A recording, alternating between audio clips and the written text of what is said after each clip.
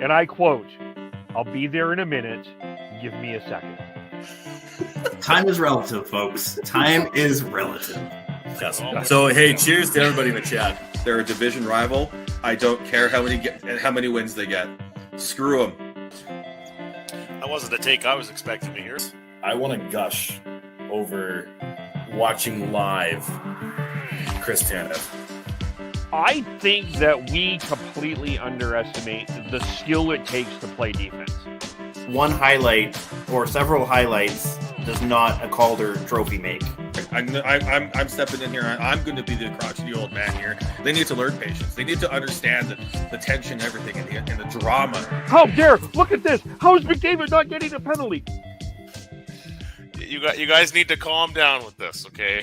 You guys need to calm down with it.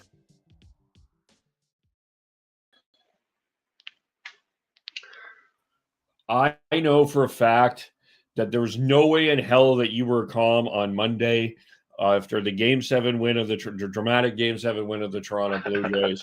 I know, like, you are pretty excited about the World Series with the Blue Jays and the Dodgers. So I'm going to just point your own advice. You calm down. Yeah, you bet. It's this time of year is always awesome for sports. October and more so this year with the Blue Jays in the World Series. Hello, everybody. Hello. Welcome to the Shifts and Pucks podcast. You can follow us on Twitter at Shifts and Pucks, Facebook.com Shifts and Pucks, YouTube.com Shifts and Pucks, and subscribe wherever you get your audio.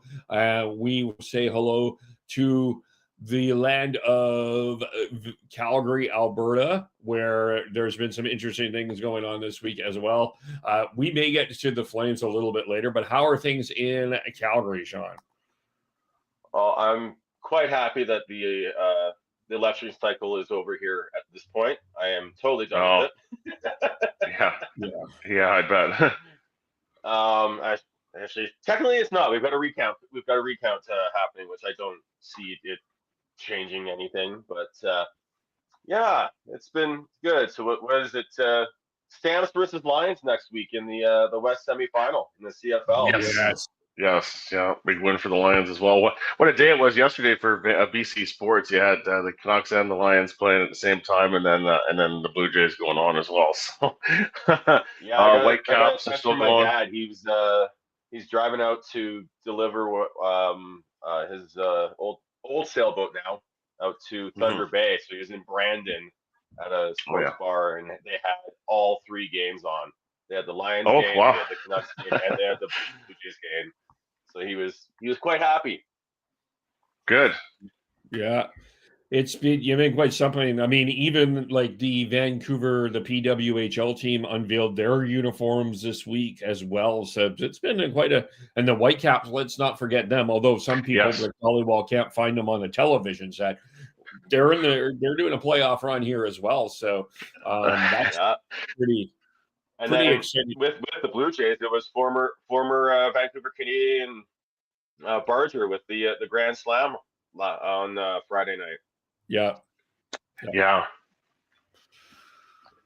It's quite something. Quite something there for sure. We're in the rain season here. It was raining like hell, like really the other day. Do need to fix a few roads here after all of that too, but not the worst rain we've ever had. But boy, it was coming down pretty hard. We actually had rain in some places and snow in others, so we had the full test on Thursday, but getting back to normal here up in northwestern BC.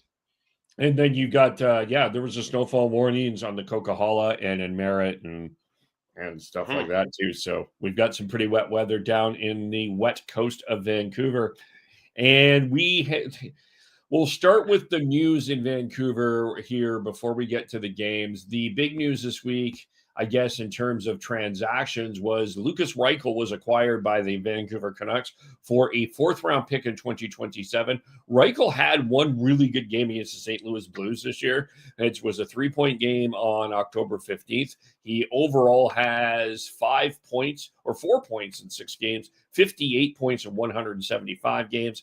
He was a first-round pick in 2020. It was the that was the sort of the bubble draft year. That was the year that Uri Slafkovsky was picked first, and Shane Wright did the Rasmus Anderson before Rasmus Anderson made it cool. Stared down the Montreal Canadiens front office before he walked up. But let's start with Tyler. What did you think of this trade? Yeah, I mean, they had to make a move with all of the injuries that they were dealing with, and that didn't cost them overly much. To me, it's another bit of a reclamation project that they're trying to hope will work in a different location. The change of scenery type of thing. Reichel was struggling with consistency in Chicago and seemed to fall out of favor there. So, no concerns about the move at this point. I'm afraid to do something here quick. And you start losing ground in the standings. It's hard getting back up. So far so good in my opinion with Reichel. But it's not going to be that big of an impact move. This is more about shoring up depth. Sean? Yeah, I'd say it's reclamation project. Still a young guy, 23 years old, 6 foot, 170 pounds. He's not a big guy, but he's got skill. He's been basically a point per game player in the AHL this past year, and just hasn't popped in the NHL. So it's hopefully he can, because if that's the case, then they are they'll find money there. But yeah, with the injuries to Lekaramaki, Bluger, it's just and Hedel. They needed to shore up some, especially up the middle, and they needed to find some scoring, because as much as I like this team, the way that the Canucks are constructed, but they need their scorers to score, and if they do that, they're gonna have a chance to win games. If they don't, they won't. Adding another skilled forward up front to play hopefully in the top 6 and be productive in the top 6 will be huge for the Canucks. So hopefully Reichel can find his game under Adam Foote and this coaching staff.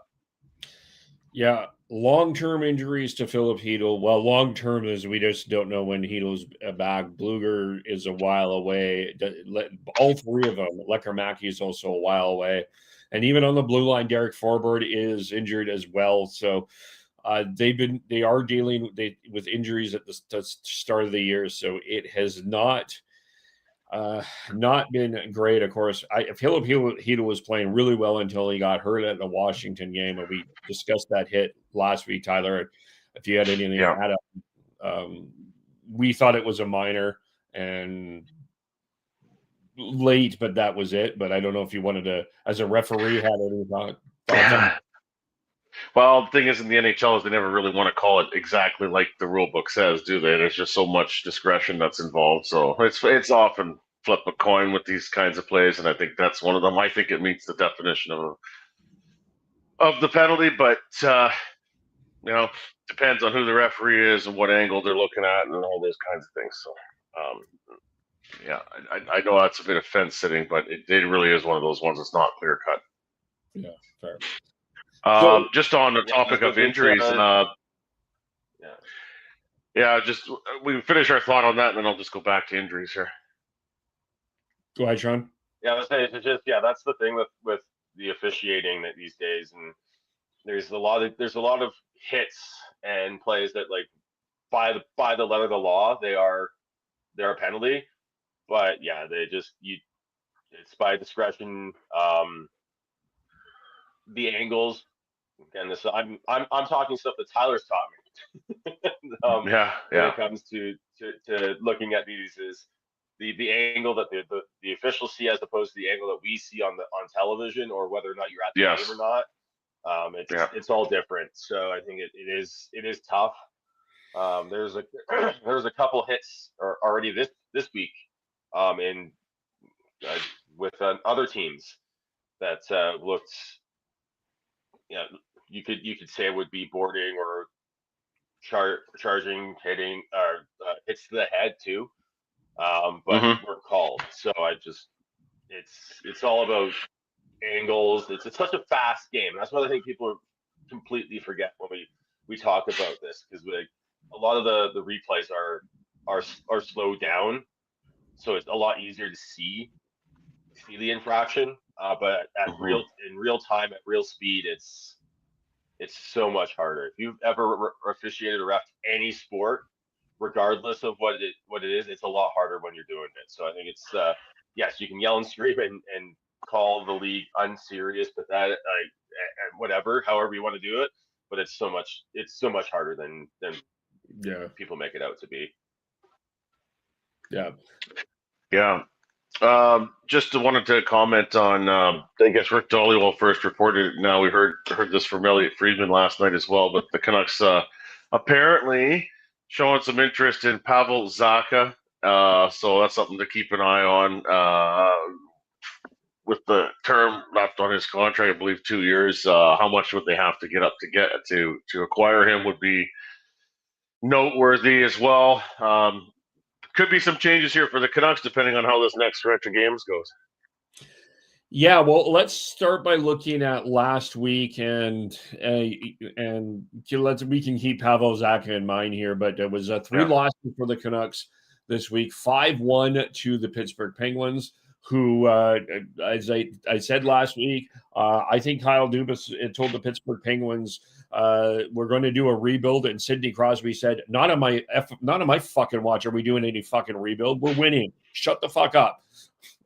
It's kind of like I think what Max Scherzer yelled at John Schneider in Game 4. I think that's what Sidney Crosby did to Kyle Dubas. No, we're With not. Mad Max, there's a whole lot of muttering and frothing going on.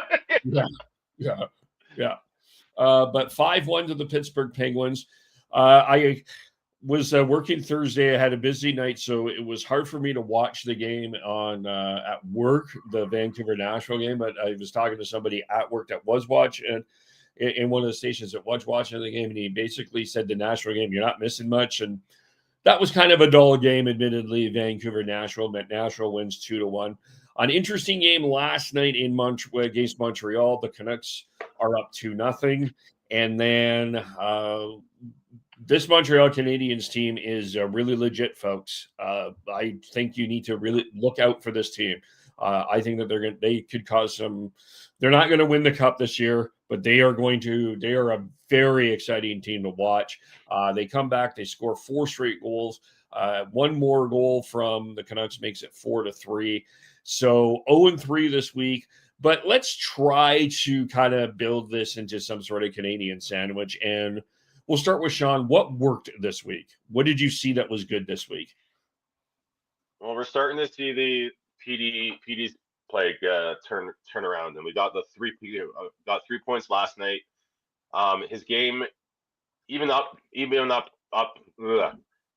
until that game, I think his game's been good. He just hasn't produced, but that's what they need him to do, because they do not have the depth scoring that they need, that secondary scoring that they need, because they at this point.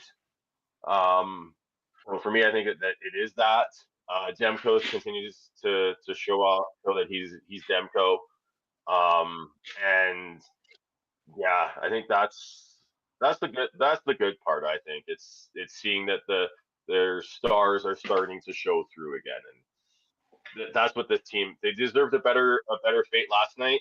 I think they deserved a better fate in Nashville.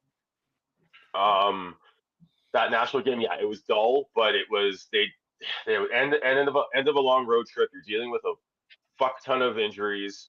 They put a good effort in. It just couldn't. They were skating in quit stand at that point, I think, but they've still put a good effort in. So it's yes, three losses in a row sucks, and it doesn't help the Canucks have a good start to the season.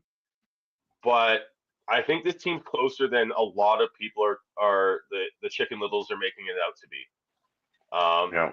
I think especially if Petey can build off of last night's game and start producing the way we know he can, that's going to go a long way. And then so hopefully Reichel can transition in and be a second line center for the Canucks at least short term, and then see what happens. But I think I think there's actually more positives coming out of this week than you would initially think with coming out with 3 losses. Tyler? In terms of whether we should be feeling any panic, I mean, I always believe 20 games or so into the season is when you really need to make that assessment. We're only halfway to 20 games, so let's not get too worked up over that. But I remember last year, I think it was Rick talking making an excuse over a schedule followed by a day game that came after it. But I do wonder in the third period whether things caught up for the Canucks there with the schedule and coming off the long road trip, and to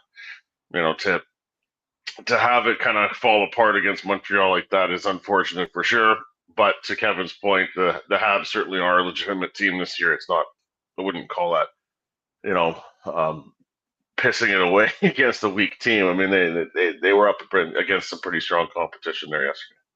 And now tonight they got Edmonton, and boy, the Canucks better find it here. Yeah.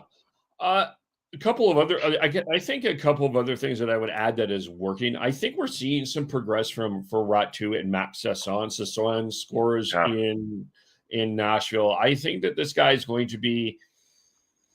I think he's got at least bought a third line center potential. I say at least. I think that I wouldn't be surprised if we see him as a second line center in the future.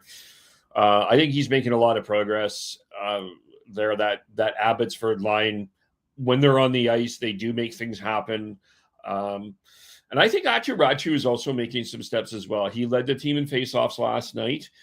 I think he's doing a yeoman's work. So they're getting okay work from the center ice position when Petey's working there, and that I think that Pettersson, DeBrusk, Garland line feels like that's the line that they can rely on. It that feels like your stable line. It's a matter of the other ones. I'll start with what's not working. I know Kevin Lankinen has 1 win this year, but I don't think he's been impeccably sharp, unfortunately, this year. 808 save percentage in Pittsburgh, which, I mean, I know some people think save percentage is overrated, and 833 in Montreal. I just haven't seen that. I haven't seen him steal a game for them yet this year, and I think that's part. I mean, he could have. The Demidov shot was a little far out. I know it was a hell of a shot, and I think he was partially screened. But there's times you can rely on that big save from Demko. If you can get Lankinen to steal a game or two, that would help a lot. Well, this is my first time on in I think 3 weeks not now. So stealing a game that they need from Lankinen. They just. Sorry, Tyler. But it's not. Yeah, go ahead. I don't think they need Lankinen to steal a game, but they just need him to be solid. Because if he was solid last night, they win that game. If he was solid in Pittsburgh, they have a chance to win that game.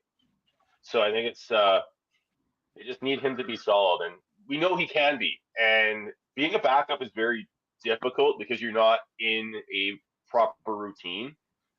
So I think he might just have to reset his brain because he played a lot last year, almost as he was the starter for the Canucks for the majority of the season. So I think he has to reset and figure out what this new quote unquote routine is as the backup. And then he's got the skill. We know he can play well enough. And again, one of the problems too is that he lost to Shelovs on Tuesday. So then you've got everyone clamoring about the Canucks making the wrong choice.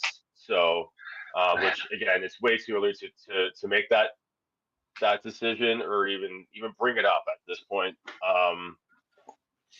But yeah, they do need him to be better, but they don't need him to steal games. Tyler, before you go ahead. Before you go on, I need to say this because this is becoming a pet peeve of people on Twitter for me. None of you that said that they picked the wrong guy said that when they made the Silas trade. So if you didn't say it then, don't say it now. You didn't believe, you're being a hypocrite. You're flat out being a hypocrite if you're saying they made the wrong choice. You never said it at the time of the trade. Sit down if you're saying it now. Well, and also, I mean, did they watch Sheelov's play for the Canucks last year? I mean, it wasn't anywhere close to how he performed in the playoffs the previous spring. Like, it wasn't.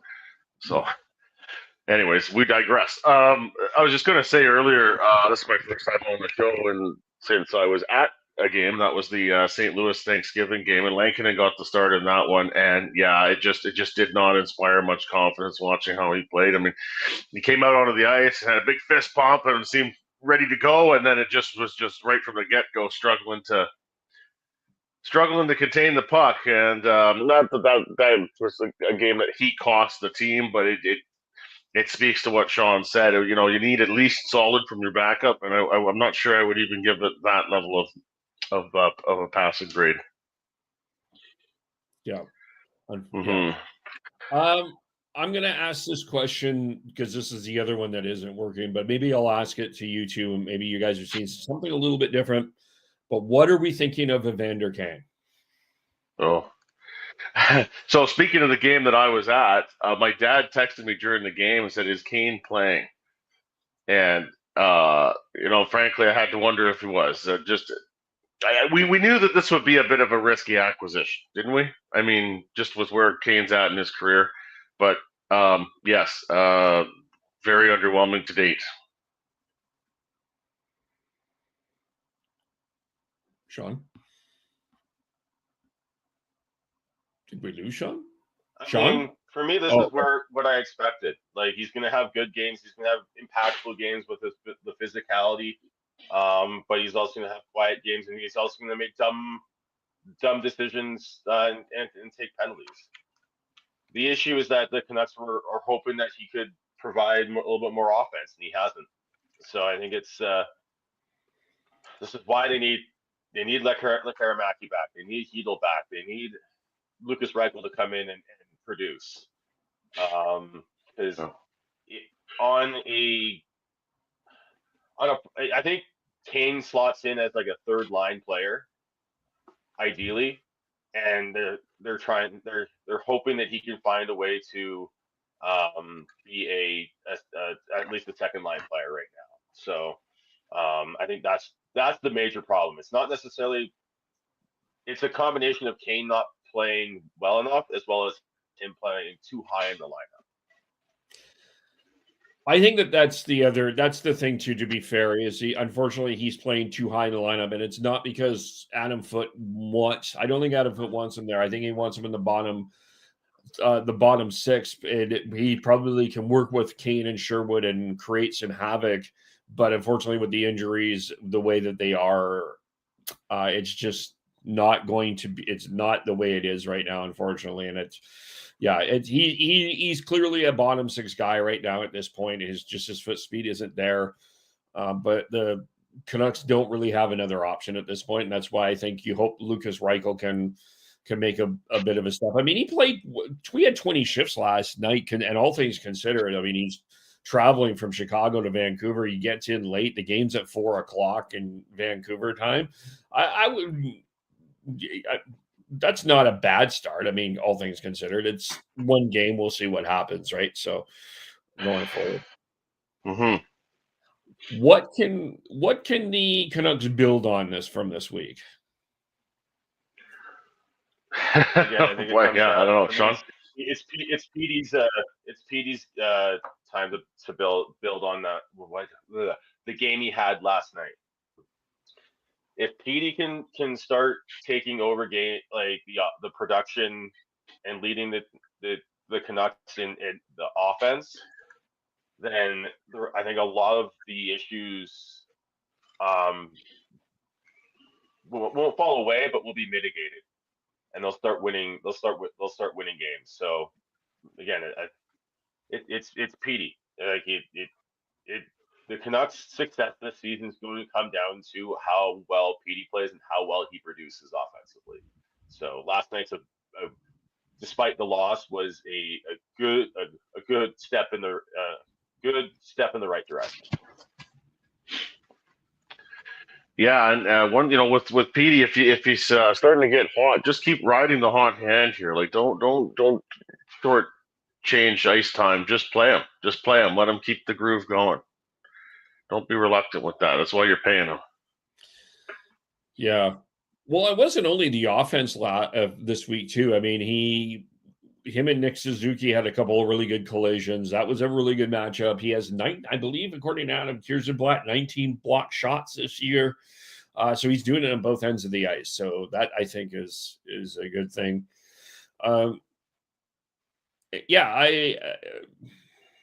It does suck when you lose a bunch of games in a row. It feels it's easy to kind of get down on everything, but there is some things that you're still kind of building. They're not going to lose every game for the rest of the year. They will find it. It's going to take some time for that, and they still have the pieces. It's not over yet for under any circumstances here. So, and then this week, very interesting week. You got the Oilers on Sunday night, which they come off a loss to the Kraken, and they're not off to a great start themselves. They're off to their October Oilers start, I think is the best way to say that. And then Tuesday is going to be a very interesting game. What are we expecting from JT Miller and the New York Rangers? And will the JT Miller respect his opponent this Tuesday in Vancouver? I can't. I'm actually really happy that this game is so early in the season. Get it over with. Yeah. Because the drama surrounding it is just gonna be probably too much for me. I'm just so over the drama right now. Let's just focus on the on ice and everything. Honestly, I hope the Canucks absolutely lambaste them. They haven't played well to start the season too. And I just hope I really hope that PD has an absolute monster game, because I really want all this to be shut up and we can move on. Because I was over the whole JT Miller PD thing last year. I'm over it now. It doesn't help if you want this team to be good. Continuing to bring this shit up doesn't help, because it just creates more noise. So literally, and it's on PD and it's on the Canucks to help quiet that by starting to put together string together wins that feel sustainable. So, and start tonight against the Oilers, continue on against the Rangers, and just shut up that noise, because the sooner they do that, the sooner they can this whole market and the team can move on, the better. Because when that happens, that means that the Canucks are playing well, they're winning games, and people can stop wringing their hands over every loss, every bad goal, and it just makes things better. Makes it more enjoyable to talk about the Canucks, makes it more enjoyable to watch the Canucks, makes it more enjoyable to consume Canucks content, whether it's team related, radio, other podcasts, including ours. Like I said, I'm just so glad we're getting especially the JT Miller back in Vancouver early in the season, get it done and over with. It does in some ways feel like a little bit of a tipping point here for the Canucks, because if this thing doesn't go very well, let's say JT Miller has a couple of points and the Rangers win, and the Canucks look like they are sliding even further, then you can just imagine what the narratives will be following that. But on the other hand, the opportunity there, like Sean talked about, is to really just pummel the Rangers here, who are, I believe, 3-4-2 through 9 games so far, and off to a poor start here. So, that'll be fun, and it will be nice to have this whole thing past us here early in the season. I guess we should expect some kind of a tribute video to JT Miller. Is that in the offing, you think? Yeah. Oh yeah, it'll happen. Yeah. Like, it wasn't a great exit for him based on how everything happened, but he With the time he was there. yeah. I think there'll be some he boos for deserves him, it. though. I think there'll be some fans that will boo him. I I wonder about that too. Yeah. Yeah, I Yeah. don't think I don't think he left universally loved. I think, I'm not going to relitigate the whole situation, but I think there were some people that took one side and some people that took another, and he'll have some cheers and he'll have some boos in terms of what the fan base will be like. So I mean, I think that this is probably the most emotional home game that they will have this year. Just because it is JT Miller, I don't think anybody else is going to have that type of impact. So I think in that case, that will be emotional. But they have an opportunity this week. If you look at this schedule, it's not out of the realm of possibility. I'm not being hyperbolic, that they could win 4 in a row. You got Edmonton on a back-to-back. As I said, Edmonton isn't playing great right now. You can strike while the iron is hot. It is should be Calvin Pickard tonight. You got the Rangers, as Tyler mentioned, isn't playing well. The St. Louis Blues have absolutely collapsed here. They blew a 4-goal lead against Detroit. Robert Thomas is out right now. He's day-to-day. And then the Minnesota Wild are not playing that great as well. So there is a way that the Canucks can come away this week with 4 wins, but we'll certainly see. The other team will have something to say to that. Mm-hmm. Yeah. Anything else with the Canucks? I guess I would just say, in terms of the welcoming back players, Pew Suter got a quick graphic and a welcome back and some applause from the fans when we were there for the game against St. Louis on Thanksgiving. It probably didn't get noticed on the Amazon Prime broadcast that day, but there was something very, very, very tiny done for him to welcome him back to Vancouver with the Blues. That's fair. Yeah. Sean, anything else with the Canucks? No, I think we're good. Yeah. All right.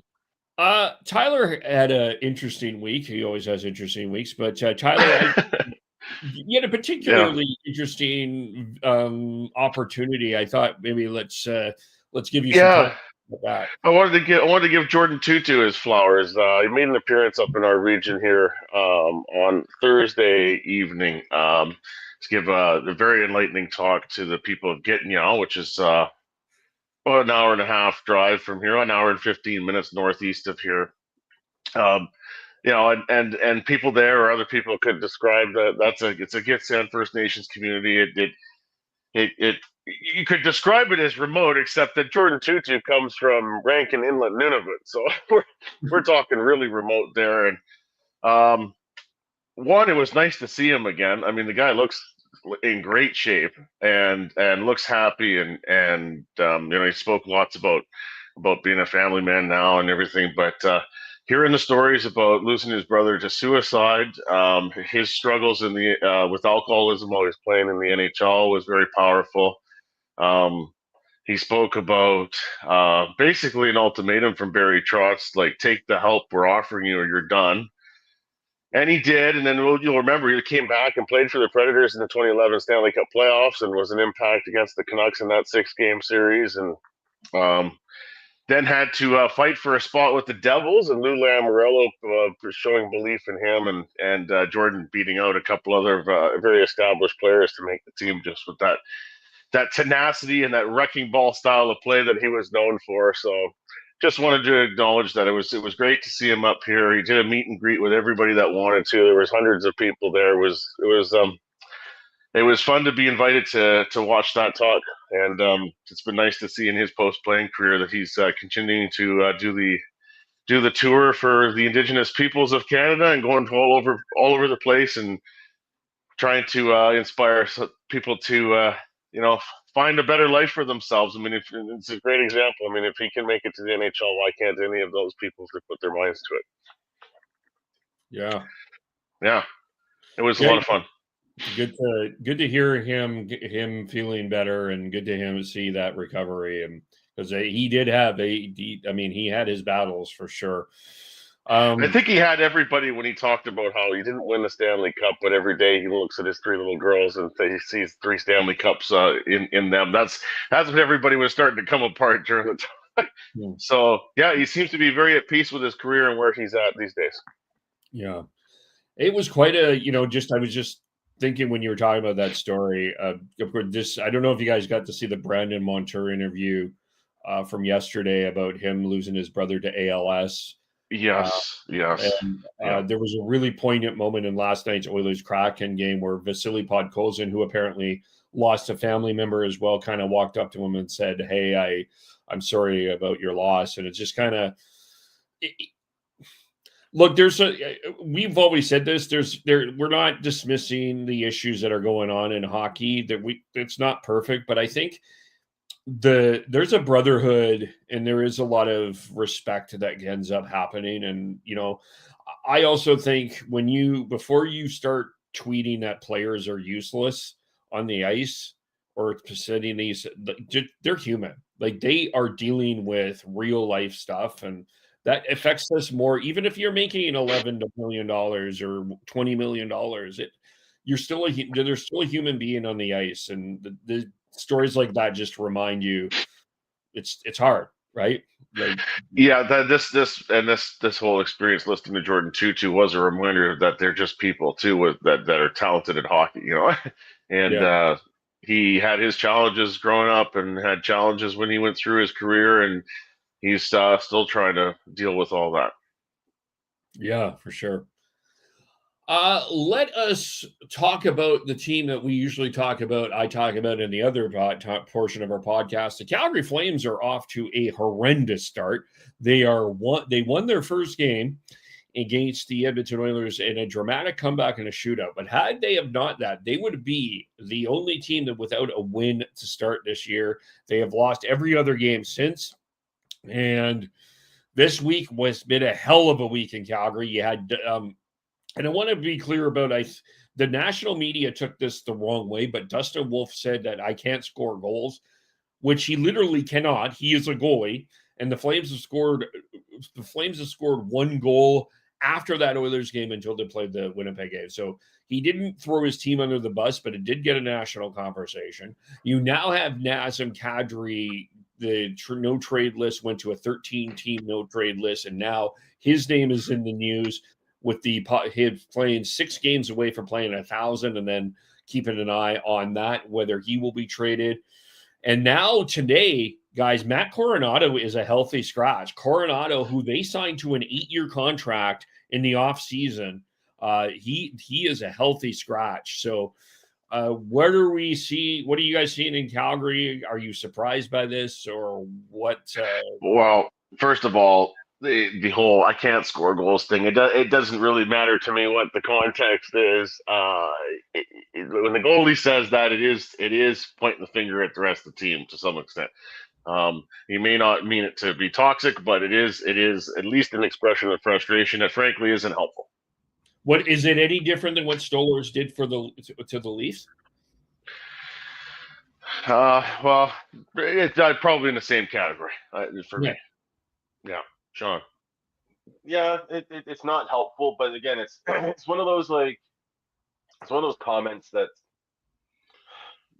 he probably tried to word it as gently as possible, but in today's day and age, like any little negative wording or thought or anything that goes out gets blown up. I won't say overblown, but definitely blown up. But is he wrong? Like, No. He's not wrong, right? So the Flames they struggled to score last year, and Dustin Wolf carried them to almost a playoff spot. And they didn't really add anyone in the offseason that could help bolster that. So they are in a rebuild. Craig Connery has done a good job on that rebuild without fully quote unquote tanking as of yet. So they are in a rebuild. So what were you expecting out of this team going into this year? Like they'll probably have a a rebound here and rattle off maybe some like 6 wins in 10 games and get back closer to the path. But it's going to be this is most likely what you're going to see from this team going forwards for this year. They've got some good young players, but they don't have the high impact like young forwards. Zary and Coronado are solid players. You've got Hansik, a solid player. Gredian is a solid player, but they're not. None of them are high impact like game changers. Maybe Perek can help once he gets comfortable. Can help, but he's still, again, this is his rookie season and he's still very young. So it's the key players for the Flames are still very young. So just there's going to be stretches where it's going to look like this. Yeah. Yeah, we'll certainly see what happens here. I mean, you've got the Rasmus Anderson situation, which if you're going this way, you might as well trade him. It's more than likely Kadri, Coleman is probable too. But I just think the thing is, though, I know you have all these hopes that you can get a haul for these guys. You just don't. You just don't get the haul that you think for these players when you're doing these sell-off trades. And a great example is with the Noah Hannafin trade. I mean, I think people had some hopes for Daniil Maramonov, but he was sent on waivers and down with the Wranglers, and I don't think we'll see him with the Flames. I mean, that you're not going to get that big big high-end player with these types of trades. You're not. You're going to have to draft them. And yeah, they still need more from Frost and Zary. I mean, everybody wants Michael Backlund to play fourth line. The problem is nobody behind Michael Backlund is as good as Michael Backlund. So, you're just in this situation right now where, as Sean said, these young players have to continue to develop. They're not necessarily high end. I think they should have took Zeev Beam, but maybe Perek steps up, but I think the expectations on him are way, way, way, way, way, way, way, way, way, way, way too high on Zane Perek. Let's hold the brakes on this. I think he's good. Sure, he'll be good, but wanting him to play 25 minutes a night when you're just getting out of the OHL, it's just a lot to ask. This is not the development league. This is the National Hockey League. So anyway, that's where I'm seeing the Flames. It'll be probably a longer year in Calgary for sure for the Flames. I was just gonna say, did the lighting situation at the Saddle Dome not just chef's kiss situation? That was I've never seen that before. To actually play the game without all the lights was. Can you guys think of? I mean, in any time in the modern era of the NHL, that they were just like, okay, fine, play on. Wow. I mean, the only time that I remember this was that the Boston Oilers game 4, I think it was a game 3 or game 3 Stanley Cup final, where I think it was not the rabbit ears of my TV. It was the fog on the the fog in the ice. That was the only time I could remember that. But that was just, I started watching. I'm like, what is wrong with what's going on here with these lights? It's just, yeah. But hey, Shania Twain was everywhere in Calgary. I mean, Stamps game, Flames game. Yeah. Yeah, it's great to have Canadian royalty in town and showing up. Mm-hmm. Yeah. Anything else? She should have been the Grey Cup halftime show performer. Yeah, I mean, a couple. Her two. I remember there's 2 that she did. One was, I think, 0-2 in Edmonton when they were playing on the tundra in the old natural grass at Commonwealth Stadium, and then and you'll remember famously, I think it was the one in Ottawa about 7 or 8 years ago now, where she came in on the sled. I mean, that couldn't have been any better. That was fantastic. Yeah. Yeah. Yeah. I said this last week, Tyler, but the CFL, I think the CFL absolutely dropped the ball with the halftime show with the Grey Cup this year. Of all the years, it should be a Canadian. This is the year to do it. Yeah, it's ideal, but there's only so many of those to find, and then scheduling becomes an issue too. So I would caution people, just the logistics of making the choice are not as easy as it might seem. But yeah, that is always the preference, I think. Well, you have, I know the Grey Cup, the Grey Cup concert series is all Canadian bands. Yeah. So I don't know if it's as I think that there was a way to do it, but anyway, we talk hockey here. Yeah. Anything else on the hockey front that we wanted to talk about, or no? Time to get on with our Sundays. We're getting right. earlier and earlier here. I had Yes. had to make a swing through Timmy's this morning. Free plug. Yeah. Well, yeah. Well, hi, Tim. Anyway, how do we follow everyone? I am Bearded Canucks 03 on Twitter. And I'm on Twitter now, x.com at tnoble, TNOBLE. Chris is Schneid's, SCHNEIDZ. Devin, find him on Instagram, Devin Holmes Smith. I am KEVOLE on all social medias. And thank you for watching. Thank you for listening. And we will talk to you all. Oh, Facebook.com, Shifts and Pucks, YouTube.com, Shifts and Pucks. Subscribe wherever you get your audio. Thank you for watching. Thank you for listening. We will talk to you all very soon. Bye for now. I clearly need more Tim Hortons. You stuck the landing. It's good.